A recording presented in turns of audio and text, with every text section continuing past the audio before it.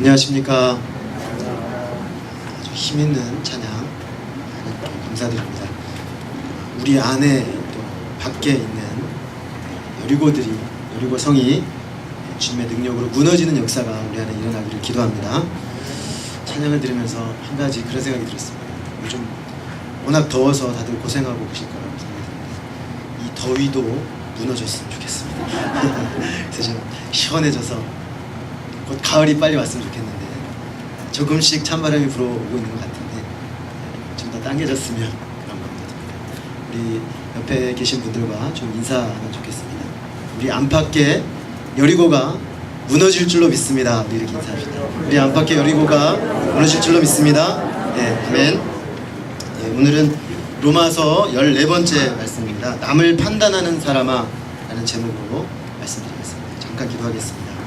살아계신 아버지 하나님, 사모하는 우리 주님 앞에 예배함으로 나왔습니다. 우리 안에 무너지지 않는, 또 우리 밖에 견고하게 진을 치고 무너지지 않는 여리고와 같은 하나님을 대적하는 것들이 주의 은혜로 무너지는 예배의 자리가 되게 하여 주시고, 하나님 이 시간을 통해서 하나님 한 분이 홀로 높임받는 시간이 되게 하시며, 이런저런 영육 간의 상한 마음을 가지고 나온 한 분 한 분의 심령이 주의 말씀으로 회복되고 새롭게 되는 놀라운 은혜의 시간이 되기를 소망합니다. 주의 성령으로 임하여 주셔서 우리 심령 중심에 말씀하여 주옵시기를 기도합니다. 예수 그리스도 이름으로 기도했습니다. 아멘. 우리가 잘 아는 이야기 중에 사무엘하 12장에 보면은 아주 흥미로운 말씀이 나옵니다. 선지자 나단이 어느 날 다윗 왕에게 찾아가서 한 가지 재판을 의뢰하는 장면입니다. 그는 이렇게 말을 시작하고 있습니다. 한 성읍에 두 사람이 있습니다. 그런데 한 사람은 아주 부자고 한 사람은 가난하였습니다. 이 부한 사람은 양과 소가 심이 많아 헤아릴 수 없이 많았고, 이 가난한 사람은 그저 아무것도 없고 자기가 사서 기르는 작은 암양 새끼 하나만 가지고 있었다고 했습니다. 이 암양이 그 가난한 자에게는 얼마나 소중했는지, 그는 그 암양과 그 자식들과 함께 자라며 그가 먹는 것을 먹으며 잔을 마시며 그 품에 누워서 마치 이 암양 새끼가 그에게는 마치 친딸처럼 여겨졌다고 했습니다. 그런데 어느 날 행인이 이 큰 부자에게 오게 되었습니다. 그래서 부자가 이 행인을 이제 섬기게 되었습니다. 그런데 이상한 것은 이 부자가 자기의 그 수많은 양과 소 중에 한 마리를 잡아서 행인을 대접하지 않고 그 가난한 사람의 양 새끼를 빼앗아서 자기에게 온 사람을 위하여 잡았나이다. 이렇게 나단이 말했습니다. 처음부터 이야기를 듣고 있던 다윗 왕이 조금씩 얼굴이 울그락불그락 하더니 재판장의 자리에 앉아서 근엄하게 이렇게 말합니다. 나단아, 여호와의 사람 살아계심을 두고 맹세하노니 이 일을 행한 그 사람은 마땅히 죽을 자라. 그가 불쌍히 여기지 아니하고 이런 일을 행하였으니 그 양 새끼를 4배나 갚아 주어야 하리라.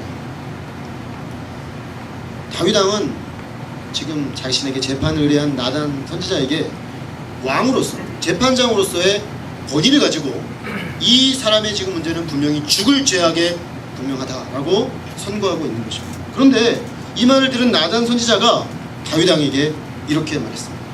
당신이 그 사람이라. 우리는 이야기를 너무나 잘 알고 있죠. 이 말을 한 다음에 다윗이 그 앞서 충신 우리아의 아내 밧세바를 탐하여 하룻밤 범하게 되고, 그 결과 아이가 생기게 되고, 그것을 은폐하기 위해서 우리아를 불러다가 동심하겠지만 충성된 우리아가 문칸에서 자고 돌아가자 그를 최전방으로 보내 죽게 만든 그 범죄를 하나님께서 나단을 통해서 지적하신 것임을 잘 알고 있습니다. 하나님은 나단을 통해서 이 이야기의 주인공, 바로 그 부유한 소와 양을 가진 부자가 옆에 한 마리밖에 양이 없는 그 자의 양을 빼앗은 그 범죄를 지적하고 그에 대한 심판을 선고하는 이야기로 이어지는 것을 봅니다. 우리에게 이 본문이 아주 인상적인 것은 다윗이 심각한 죄를 범한 죄인이라는 사실입니다. 그는 이미 너무나 심각한 죄를 범하고 있고 그 죄에 대해서 전혀 인정하지 않은 채로 덮어놓은 채로 있는 상태라는 것입니다. 그런데 그는 당당히 재판장의 자리에 앉아서 나단 선지자가 말한 가공의 인물의 범죄에 대하여 누구보다도 강력한 심판을 선고하고 있다는 점입니다. 어떻게 이럴 수 있을까? 어떻게 그가 그 이야기에서 말하는 그 주인공이고 사실은 그는 이미 심각한 범죄를 범하고 있으면서도 재판장의 자리에 앉아서 그렇게 아주 엄격한 잣대로 심판을 선고하는데 아무런 양심의 가책도 느끼지 않는 것일까? 라는 그런 질문이 생깁니다. 우리는 여기서 놀라운 죄의 자기 기만성을 보게 되는 것입니다. 다행히도 오늘 우리의 이 다윗은 나단 선지자의 말씀 선포와 성령의 깨닫게 하시는 은혜로 말미암아 자신의 그 추악한 죄를 깊이 깨닫고 회개하여 주께로 돌아오게 되었습니다. 그러나 많은 사람들이 다윗처럼 자신의 죄악을 깨닫지 못하여서 죄인의 자리에 앉아 심판장이신 주님 앞에 겸손히 회개하고 복음 앞에 새 삶을 살기보다는 다윗처럼 어처구니 없게도 다른 사람들을 판단하는 자리에 앉아 있습니다. 제가 서두에 이 다윗의 이야기를 꺼낸 것은 오늘 우리가 읽은 이 본문이 바로 이 문제를 다루고 있기 때문입니다. 오늘 본문은 남을 판단하는 사람아 라는 폭격, 부르는 말로 시작되고 있습니다. 그렇다면 여기서 갑자기 사도 바울이 어조를 전환하면서 남을 판단하는 사람아 라고 부를 때 이 남을 판단하는 사람은 어떤 사람을 가리키는가 하는 질문이 생깁니다. 우리가 로마서 1장을 다시 한번 회상해 보면 그 답을 찾을 수가 있습니다. 앞서 사도 바울은 로마서 1장 17절에서 복음에는 하나님의 의가 나타나서 믿음으로 믿음에 이르게 된다라고 선포했습니다. 뿐만 아니라 복음에는 모든 믿는 자에게 구원을 주시는 하나님의 능력이 된다라고 선포했습니다. 그런데 이런 하나님의 복음의 능력, 그래서 믿음으로 말미암아 믿음으로 이르게 되고 하나님의 의를 얻게 되는 이 복음의 능력을 믿음으로 얻기 위해서는 하나님의 진노 아래에 있는 인류의 현실을 직시하고 이런 우리의 인생의 유일한 하나님의 소망과 처방은 바로 이 예수 그리스도 십자가의 복음을 영접하는 것밖에는 없다는 사실을 받아들여야만 하는 것입니다. 이를 위해서 사도 바울은 모든 인류가 하나님을 알만한 것이 그 속에 있지만 하나님으로 감사치도 아니하고 영광 돌리지도 않게 되므로 결국에 우상 숭배자요 동성연애자가 되었다고 말합니다. 뿐만 아니라 수많은 도덕적 부패와 사회적 악으로 치달아간 인류의 죄를 32절까지 쫙 나열하고 있습니다.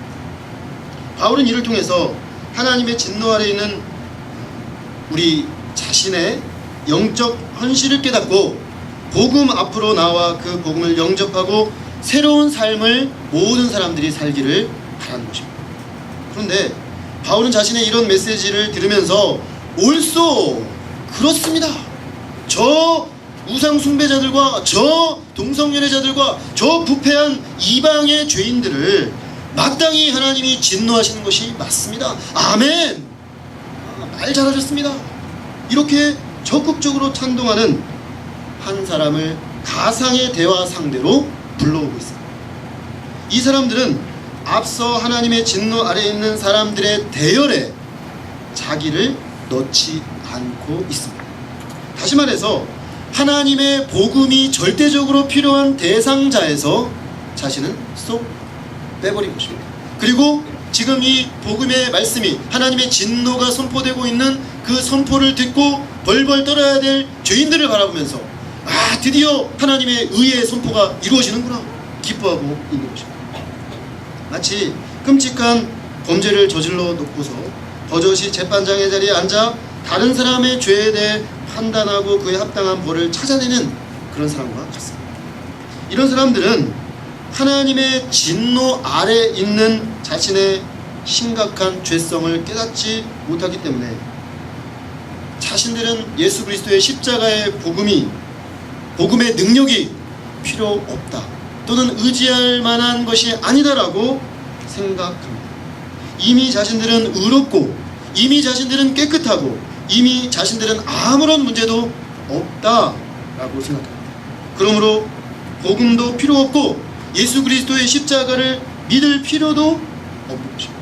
이것이 바로 남을 판단하는 자들아 라고 말한 오늘 이 사도 바울이 말하고 있는 사람들의 심각한 문제성입니다.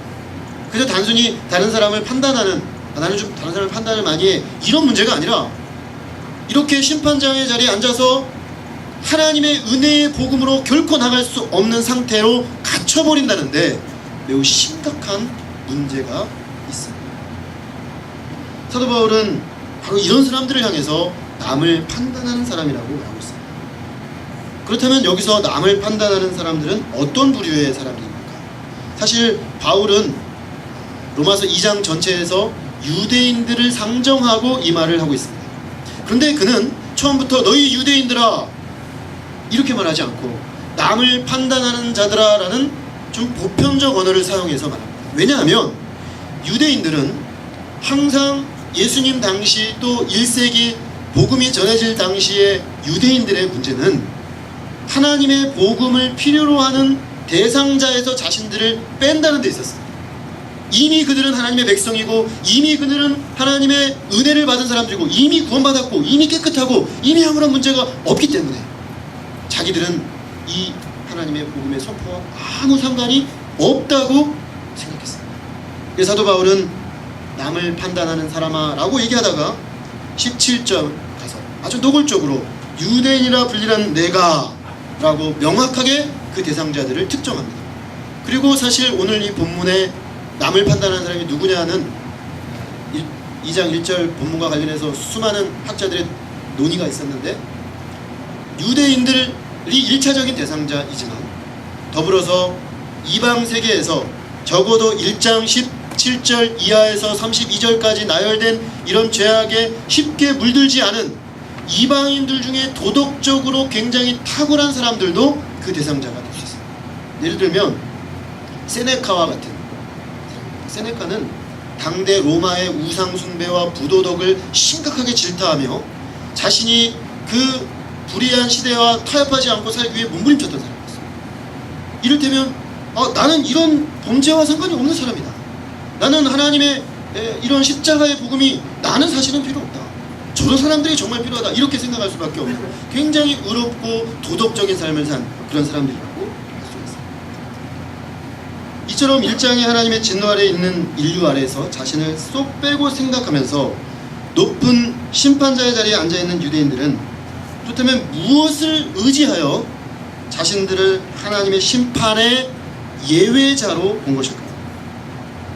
2장에 의하면 그들은 자신들의 혈통과 자신들이 가진 율법과 자기들이 행한 이 할례를 가지고 그렇게 했습니다. 즉 유대인이라는 혈통적 자부심, 하나님의 말씀을 가졌고 하나님의 말씀을 늘 듣고 있다는 자부심, 어떤 종교적 행위들을 행했다는 자부심에 근거해서 자신들은 이미 하나님 앞에 의로운 백성이라고 생각했습니다. 그러므로 그들은 우리는 예외야, 우리는 이미 아브라함의 자손이고 율법을 수도 없이 들었고 율법을 가지고 있고 우리는 할례까지 우리 몸에 행한, 어떻게 뭐가 더 필요한가, 우리는 이미 충분하다라고 생각하고 있는 바로 그런 사람들이었습니다. 그 결과 그들은 하나님의 진노가 자기들을 비껴간다고 생각했습니다. 많은 유대인들이 자신들은 하나님의 나라 천국이 예비되어 있고 이방인들은 지옥의 불쏘시개로 예비되어 있다고 자부하고 있었습니다. 그 결과 그들은 하나님의 심판대 앞에서 자신을 겸손히 돌아보고 죄인으로 겸손하게 하나님의 은혜를 구하기보다는 자기 의를 주장하며 이 자기 의에 기초해서 하나님이 뭔가 자기들에게 주셔야 한다고 생각했습니다. 거기서 한 발 더 나아가 그들은 하나님의 자리에 앉아 다른 사람들을 판단하게 되었습니다. 오늘날 교회에 다니는 사람들 중에서 또 세상에서 별로 부도덕하게 살지 않는다고 자부하는 사람들 가운데 이런 모습을 가지고 사람들이 의외로 많습니다. 이는 실로 큰 비극인데, 이렇게 남을 판단하는 사람은 하나님의 복음을 필요로 하지도 않고 복음을 영접할 이유도 없고 함부로 심판자의 자리에 앉아 다른 사람을 심판하게 되는 심각한 문제가 생기게 됩니다.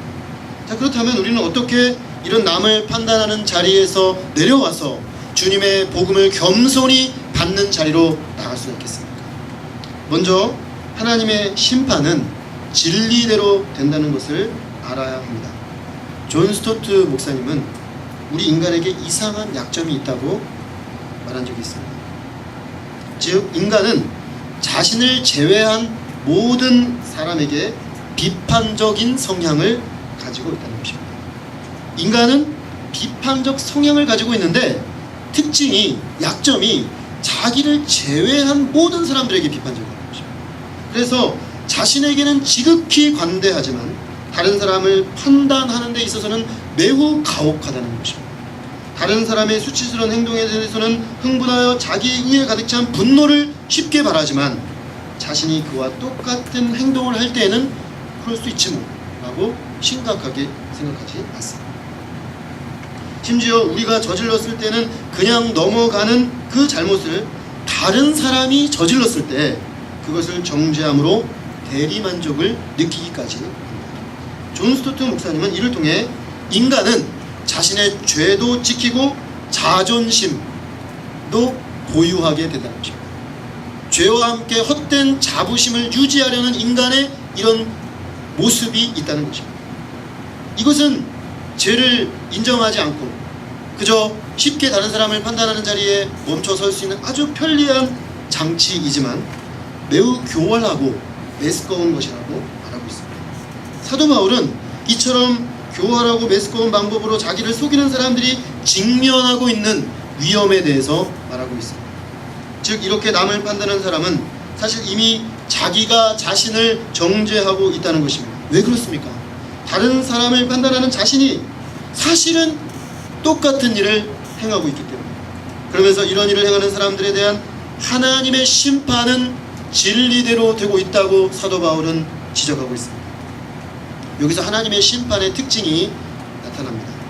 우리는 종종 세상의 법정에서 내려지는 그 법적 심판이 진리대로 되어서 오랫동안 억울하게 법적 판단을 받은 사람이 다시 회복되는 그런 예들을 종종 보면서 기뻐합니다. 그러나 또 한편으로 세상 법정에서 이루어지는 판단이 옳게 진리대로 되지 않는 경우도 종종 일어나는 것을 최근에 우리나라에 영화화된 몇 가지 그 사례들만 봐도 그런 문제로 진리대로 판단이 되어지지 않아서 고통받는 사람들이 있습니다. 재판관이 잘못된 판단을 내리거나 어떤 외부적 요인들이 개입되어 왜곡된 판단이 내려질 수가 있습니다. 그러나 하나님의 심판은 결코 그렇지 않습니다. 하나님의 심판은 진리대로 된다고 했습니다. 여기서 진리대로 된다는 말은 원어적으로 보면은 현상의 기초가 되는 저변의 실체라고 할 수 있습니다. 다시 말하면 겉으로 드러나고 있는 모습이 아니라 그 밑바닥에 있는 중심에 있는 것들을 드러내어 판단한다는 것입니다. 그래서 진리대로 된다는 것은 사건의 진상을 있는 그대로 다 드러내어 올바르게 심판한다는 의미가 됩니다. 이렇게 진리대로 심판하게 되면 유대인들처럼 자기를 하나님의 심판의 대상자에서 쏙 빼고 다른 사람들을 쉽게 판단하는 유대인들처럼 겉으로 드러나는 종교적 혈통과 종교적 전통과 행위의 이면에 있는 그 사람 내면에, 그 사람 속에 일어나고 있는 실제적인 실체를 올바르게 드러내고 심판할 수가 있게 됩니다. 그래서 아무리 겉으로는, 행위로는 그 누구도 칼을 들어 찔러 죽이지 않았지만 마음으로 수도 없이 사람을 살해한 것이 하나님 앞에 적나라하게 드러나게 됩니다. 행위로 아무런 간도 행하지 않았지만 마음으로 우욕을 품고 여자를 보므로 수도 없이 간음한 것이 실체를 드러내고 나타나게 되는 것입니다. 이것이 바로 예수님 당시에 심각한 문제를 안고 있었던 바리새인들의 문제입니다. 예수님이 말한 대로 이 바리새인들은 회칠한 무덤과 같았습니다. 무덤에 회를 칠해놨기 때문에 겉으로 볼 때는 번지르르하고 너무나 멀쩡해 보이는데 그 안에 시체가 썩어가는 냄새가 진동을 하고 있다는 것입니다. 바리새인들의 이 회칠한 무덤이 복음 앞에 얼마나 큰 장애가 되었습니다. 그들은 회칠한 무덤, 자기들은 아무 문제가 없다고 다 꽁꽁 싸매고 나서 나는 아무 문제 없어, 나는 그러므로 예수 그리스도가 필요 없어, 나는 지금 이대로 충분해, 나는 이대로 하나님의 백성이야 이미 라고 스스로 안위했지만 사실은 그 회칠한 무덤을 걷어치우고 냄새나고 죄악된 모습 그대로 드러나지 않기 때문에 그들은 결국 복음 앞으로 나올 수 없는 심각한 비극에 처하게 되었습니다. 복음 앞으로 나오면 죄가 용서받고 죄가 해결되고 하나님 앞에 새로운 삶을 살 수 있는 기회가 있음에도 불구하고 이렇게 회칠한 무덤으로 그저 뒤로 물러서서 자기는 아무 문제 없다고 말하고 있기 때문에 그는 치료받지 못하고 그는 회복되지 못하고 그는 새롭게 되지 못한 상태로 여전히 똑같은 삶을 반복할 수밖에 없다는 것입니다. 그 정도가 아니라 사실 바리새인들은 그 정도가 아니었습니다. 자기들이 아무 문제가 없다고 말하고 함부로 심판하는 자리에 있었던 그들은 죄를 드러내고 진실되게 직면하게 하시는 예수님과 그 말씀이 싫기 때문에 결국 예수님을 죽이는데 앞장서고 말았습니다. 하나님의 진리대로 그 행위와 말의 표면 아래 있는 진실을 직면하게 되는 것을 싫어하고 그 결과 주님의 복음만을 붙잡는 믿음으로 진실되게 나오기를 꺼리는 모든 사람들의 동일한 문제가 이 바리새인들의 문제인 것입니다. 우리는 진리대로 되는 하나님의 심판대 앞에 서서 진실되게 자신의 진상을 직면해야 합니다. 사실 이것이 은혜가 작동하는 첫 번째 자리입니다. 하나님의 은혜가 작동하기 시작하는 사람의 심령에는 이런 일이 일어납니다. 하나님의 진리의 판단 앞에 철저하게 자신을 비춰보아서 아 주님 제가 이렇게 심각한 문제가 있습니까? 아 주님 제가 이렇게 하나님의 은혜가 필요한 사람이었습니까? 아 주님 제가 이렇게 하나님의 심판대 앞에 죽을 수밖에 없는 자였습니까? 라는 이 자각이 일어나기 시작하는 것, 이것이 은혜 받기 시작한 사람의 첫 번째 모습이라는 것입니다. 이것이 회복의 출발점입니다. 우리 안에 끊임없이 올라오는 자기 방어의 기제들을 내려놓고 정직하게 인정하고 대면하며 회개함으로 하나님 앞에 진실이 있는 삶, 죄악되고 소망 없는 우리를 위해 죽으신 예수 그리스도의 십자가 복음을 마음으로 영접하는 은혜의 자리로 나아갈 수 있기를 간절히 기도합니다. 그래서 더 이상 다른 사람을 판단함으로 자신의 죄를 가리고 인정하지 않으려는 우를 범치 않는 우리 모두가 되기를 간절히 기도합니다. 둘째로 스스로 돌아보아 하나님의 인자와 긍휼 앞에 회개해야 합니다. 하나님의 진리대로 되는 심판대 앞에 섰다면 이제 우리는 다른 사람을 향해 날카롭게 된 그 칼날을 거두고 스스로를 돌아보아 하나님의 인자와 긍휼과 자비하심 앞으로 나아가 회개해야 합니다. 하나님의 인자하심과 용납하심과 길이 참으심은 구약 성경에서 반복해서 증거하고 있는 하나님의 성품입니다. 저희가 이 구절이 가장 명백하게 처음 나오는 본문이 매우 흥미롭게도 하나님이 400년 동안 아브라함과 이삭과 야곱을 통해 모세를 통해 하나님의 백성을 만드시고 마침내 그들을 시내산에서 만나주시기 위해 강림하시고 모세와 만나서 이제 그들이 지상에서 영구적으로 하나님과 교제할 수 있는 성막을 만들어주기 위해 하나님과 만나고 있을 때 지상에서 이스라엘 백성이 금송아지를 만들어 우상숭배한 그 사건과 연관있습니다. 하나님의 그 오랜 그들을 향한 사랑과 긍휼을 한순간에 내팽개쳐버리고 하나님에 대한 사랑과 하나님의 임재를 금송아지 숭배로 바꿔버린 그 이스라엘을 향해서 하나님은 불같이 진노하셨습니다. 그런데 모세가 자기의 생명을 걸고 중보함으로, 또 하나님의 지금까지 일하심을 근거로 중보함으로 하나님의 마음을 돌이키셨습니다. 그러면서 하나님이 하신 말씀이 나는 자비하고 인자가 많고 오래 참는 하나님이다 라고 하나님은 자기를 드러내셨습니다. 그때 이후로 우리가 구약성경을 읽어보면 많은 구약성경의 하나님의 사람들이 이 하나님의 오래 참으심, 길이 참으심, 인내와 용납하심에 감동하고 하나님의 은혜를 늘 노래하는 것을 볼 수가 있습니다. 그런데 이렇게 남을 판단하면서 자신의 죄를 회개하기를 싫어하는 사람들은 이런 하나님의 인자하심과 오래 참으심과 용납하심을 악용하여 자신에게 적용하였습니다. 즉 하나님께서는 인자하시고 용납하시고 오래 참으시니까, 하나님은 오래 기다려주시니까 결국 죄를 지어도 하나님은 용서하실 거니까 아무 벌도 받지 않을 것이라고 주장하는 것입니다. 사실 이것은 오늘날 개신교 교회 안에 상당히 왜곡된 형태로, 유사한 형태로 우리에게 면죄부를, 죄를 질 때 면죄부를 주는 형태로 작동합니다. 하나님은 오래 참으시잖아, 하나님은 용납하시잖아, 하나님은 우리를 긍휼히 여기시고 인자하시잖아.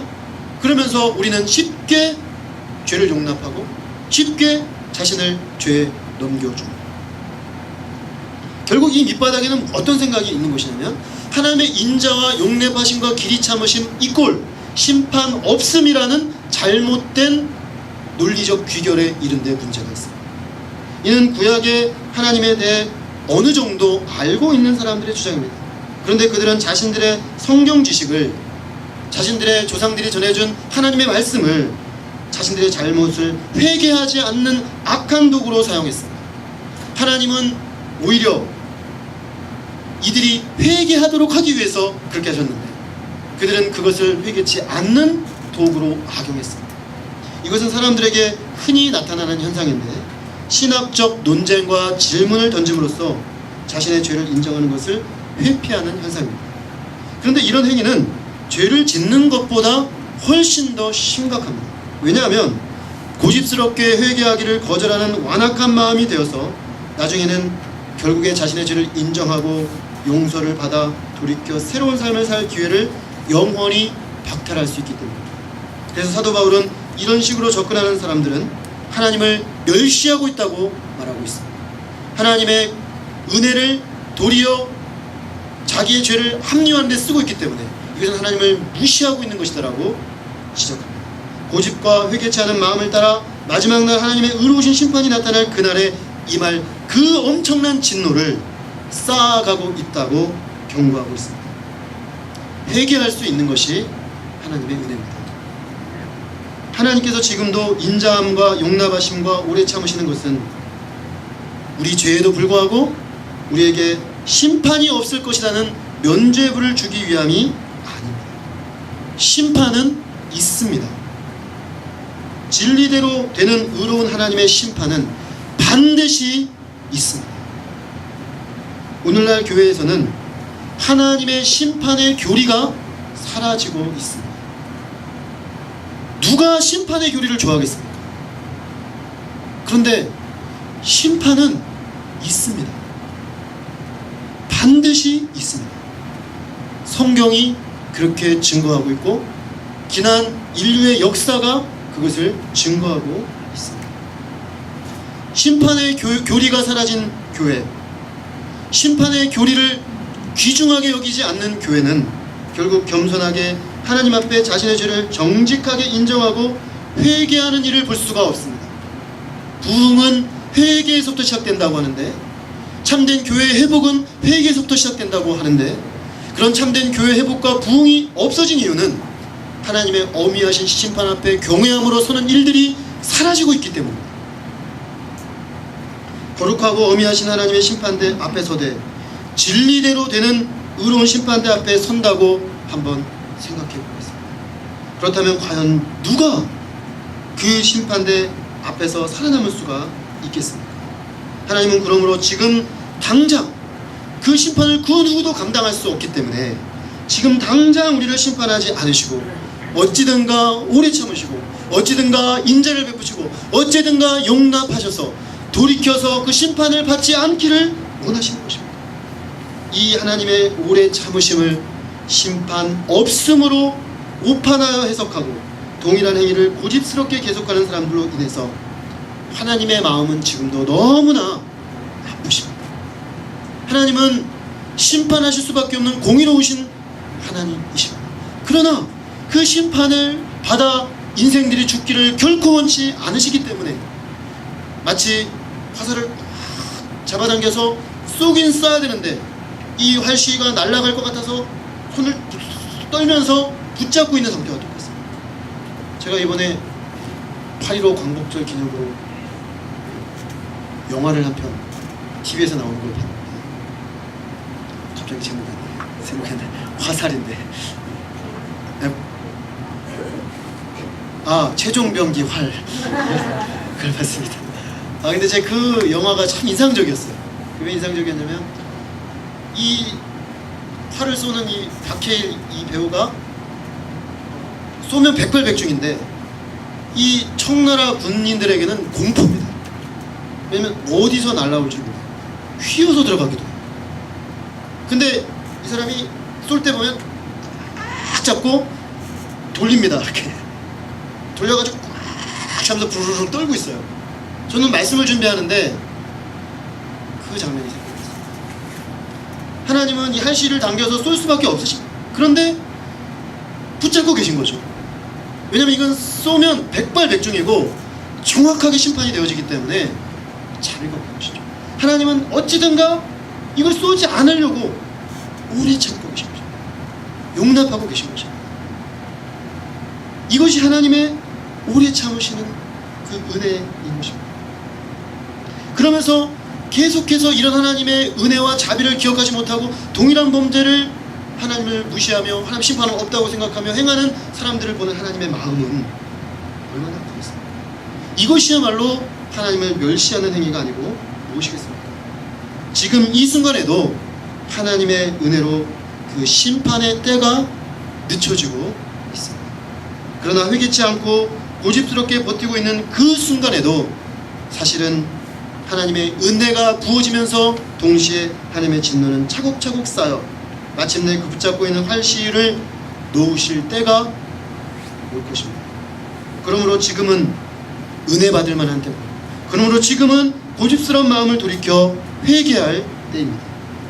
겸손하게 하나님 앞에 자신의 잘못을 인정하고 스스로를 기만하고 속인 죄를 회개하고 예수 그리스도의 십자가의 복음만을 의지하여 믿음으로 붙잡아야 할 때인 것입니다. 주께서 은혜 안에서 회개하는 마음을 우리 가운데 한량없이 부어주시기를 기도합니다. 마지막으로 사랑으로 판단해야 합니다. 우리가 이렇게 중심으로 하나님 앞에 돌이켜 회개하여 복음으로 돌아온 후에는 이제 다른 사람을 돕기 위해 판단할 수 있습니다. 종종 본문 말씀을 우리는 쉽게 이렇게 생각합니다. 하나님이 모든 판단을 금한 것이 아니냐. 인간이 판단의 자리에 올라가서 심판하는 자리에 있다는 것은 하나님의 복음과 자신을 상관없는 것으로 여기기 때문에 심각한 것이기 때문에 우리는 늘 아무것도 판단해서는 안 된다. 모든 비판적 행위에 대해서 하나님이 정죄하시고 있다라고 결론을 내리는 경향이 있습니다. 그러나 사실은 그렇지 않습니다. 예수님도 마태복음 7장 5절에서 7장으로 들어가면서 예수님이 비판하지 말라, 비판을 받지 않으려거든 비판하지 말라라고 말씀하십니다. 그러면서 다른 사람들의 눈 속에 있는 티는 보면서 내 눈 속에 있는 들보를 보지 못하느냐라고 말씀하십니다. 오늘 본문의 말씀과 일맥상통한 말씀입니다. 다른 사람들의 아주 작은 티는 탁 잡아내지만 자기 눈 속에 이 건물을 떠받치고 있는 들보와 같은 어마어마한 죄는 깨닫지 못하며 비판하고 있는 우리의 죄를 예수님이 지적하신 것입니다. 그런데 예수님이 그 말씀을 하신 이후에 이렇게 말씀하셨습니다. 먼저 내 눈 속에서 들보를 빼어라. 그 후에야 밝히 보고 형제의 눈 속에서 티를 빼리라. 형제의 눈 속에 있는 티를 빼기 위해서는 먼저 자신의 눈 속에 있는 들보를 뽑아야 한다는 것입니다. 그리고 그렇게 자신의 들보를 뽑은 연후에는 다른 사람들의 눈 속에 있는 티를 빼는 일도 할 수 있다는 것입니다. 그런데 그렇게 타인의 눈 속에 있는 티를 빼기 위해서는 정확한 판단을 해야 하고 티를 뽑기 위한 노력이 있을 수 있다는 것입니다. 그런데 이조차도 매우 제한된 조건 하에서만 할 수 있는 것입니다. 성자 13세기의 성자 아시스의 프란시스가 이렇게 말한 적이 있습니다. 그대가 누군가를 판단할 때 그의 실수, 그의 잘못에 대하여 그가 겪고 있는 아픔과 그가 겪고 있는 똑같은 정도의 아픔과 그 허물로 인해서 흘리는 연민의 눈물이 없다면 이웃을 판단하지 마십시오. 우리는 이웃을 도우려는 동기, 그를 사랑하려는 동기, 그의 허물을 교정하여 새로운 삶의 장에 다시 세우려는 동기가 내 심령에 분명하지 않다면, 그래서 그의 그 아픔과 그 모순을 인하여 내가 눈물 흘리며 아파하는 마음이 없다면 함부로 이웃을 판단하지 말아야 하는 것입니다. 그의 아픔을 나의 아픔으로 삼아 함께 가슴에 메어지고 찢어지는 아픔을 느끼며 그의 실수를 안타깝게 여기는 연민의 눈물이 없다면 이웃을 판단하지 말아야 하는 것입니다. 그러므로 우리가 불가피하게 판단해야 한다면 판단해야 할 일들이 있습니다. 그러나 불가피하게 판단해야 할 때라도 다른 사람을 고통에서 놓여하기 위해서 불가피하게 도와야 할 때는 사랑으로 판단해야 합니다. 사도 바울은 그것을 에베소에서 우리가 사랑으로 진리를 말하라 라는 표현으로 했습니다. 진리를 말하지 않을 수 없고 심지어 그 진리로 사람을 고치는 일을 하지 않을 수 없습니다. 그런데 사랑으로 진리를 말해야 하는 것입니다. 마음에 사랑이 없다면, 고통하는 그와 함께 울어줄 아픈 마음이 아직 없다면